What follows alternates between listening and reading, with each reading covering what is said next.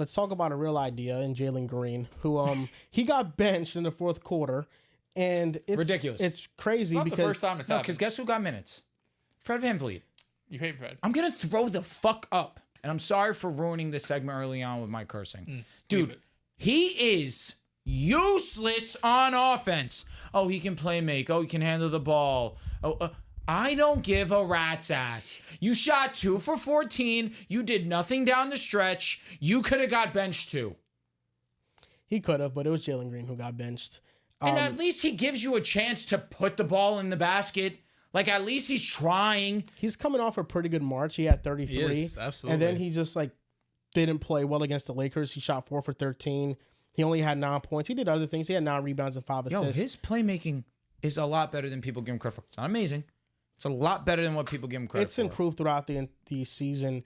I think, one, even if you think Fred VanVleet is worse, Dude, he's a worse bottom player. 3 contract in the league. Well, he's on an expiring deal. He is. It's a club option that he does have. I don't know. I think it's a club. I looked it up prior to the show. That means the team owns it. Correct. Yeah. So if I'm them, see you later. Well, you can So accept it's to make a expiring trade. deal. You still gave him $40 million. They had to. What are we doing? Well, had them to. doing They that had no was good choice. though. He was good last year. Better, I should say. Them doing that It was good. I mean, they needed veterans, and they got them, and they needed changed to- the culture. They needed to pay somebody. They were under the salary floor. Like, they had no choice. I understood down the stretch, letting Tari get minutes, letting Jabari get minutes. Jabari had the hot hand. He was really playing well last night. We're going to keep Fred in the game?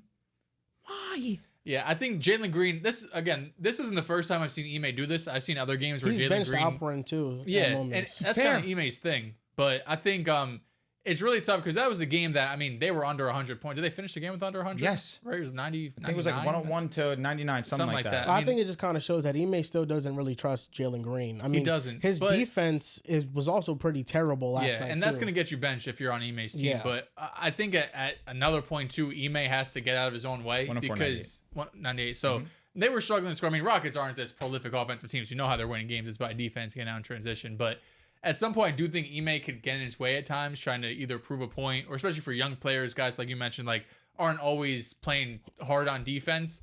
But you also got to realize what you have out there. You need Jalen Green out there, right? There's a reason why the last possession or second last possession, when you need a 3-point shot, Jalen Green was out there because he is your best shooter. He is your best guy in terms of go and get a bucket. And for that game last night where it was in the balance, you had a real chance to go out there and win that game. Instead, you had Dylan Brooks doing fadeaway jump shots and contested threes. There was some really ugly offense in that game last night. I promise you, Jalen Green can throw a fader up and make it look nonsensical. Yeah, and I think in that game specifically, Jalen Green's shot section was really bad. It was terribly bad. What are we doing? Dylan Brooks gets a pass because he weirdly he's one of their best 3-point shooters. Yeah, Statistically, 40, he's right? he's damn near He their played best. better last night too, and his defense was really. He was fucking thrusting it on LeBron. It was crazy. Yeah, Dylan Brooks has been really good for them this year. But the shot selection that he gets away with sometimes really is crazy. But it's always been like that for his entirety, the entirety of his career. He has this weird green light where he'll just be able to throw up the most random shot. Because on defense, he's going to guard his ass off. So coach is like, I think with Dude, Jalen he was Green, bad down the stretch as well. he took some really bad the shots. shot selection with Jalen Green, in the third quarter,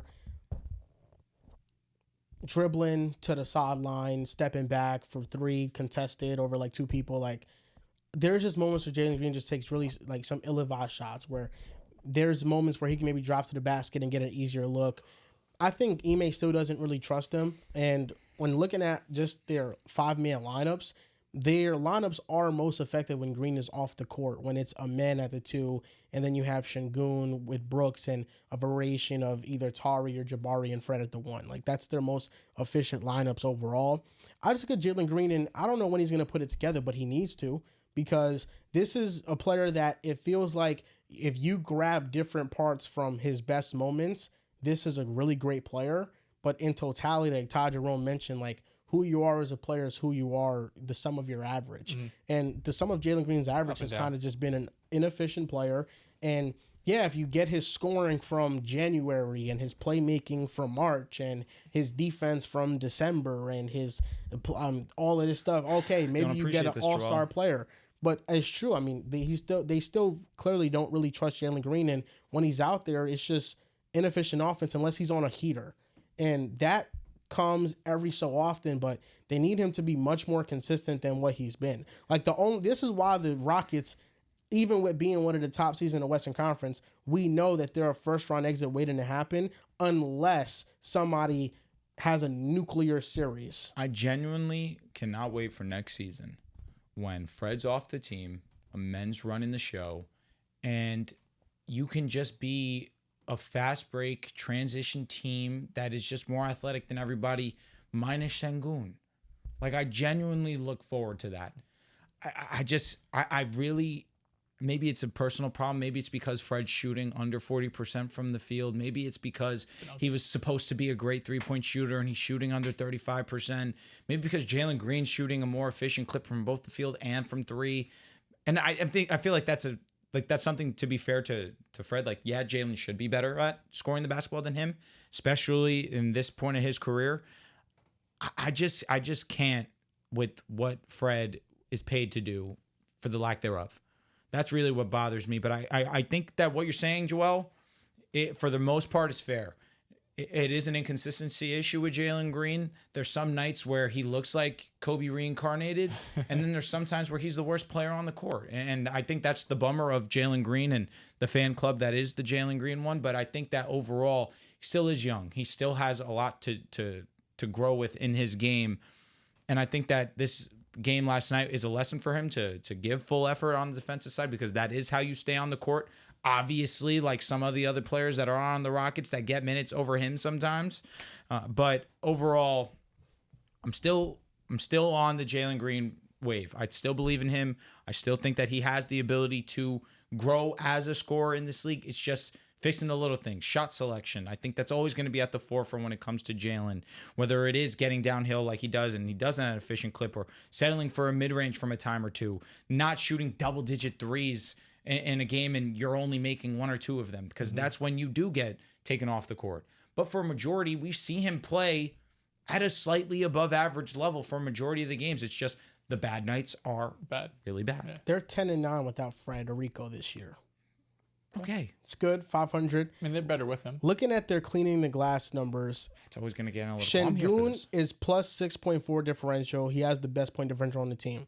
Steven Adams is number 2, He's been great. 6.2. It makes sense. He did work last night. Yeah, I mean, The amount of offense rebounds he gets is insane.